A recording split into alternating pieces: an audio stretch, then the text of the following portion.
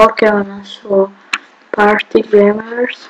Danas ćemo vam pokazati kako u Minecraftu napraviti trambolin koji radi idemo. Napravite si ovako oblik trambolina, razmah nek bude 1, 2, 3, tako na svima. Ok.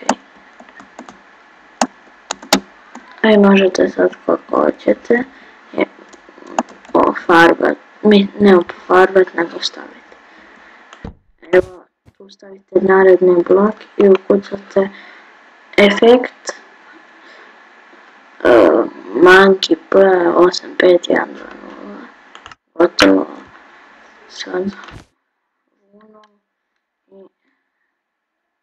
na gaznu ploču. Kad ste to napravili vidite gleda kao trambolin. Samo oprostite, samo da padne.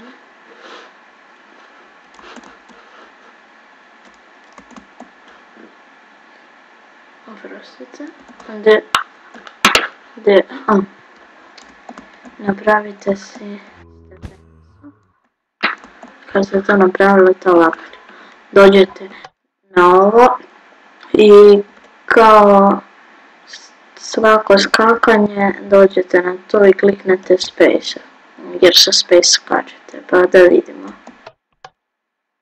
Evo kad vam ovi oblačići počnu, kliknete space. Samo.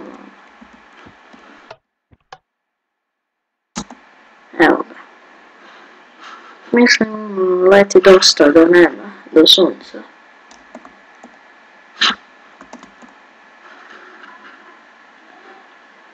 Čudni oblak. Dobro, ako vam se ovaj video svidio, udarite like, napišite neki lijep komentar ili možete se pretplatiti na naš kanal. Bok!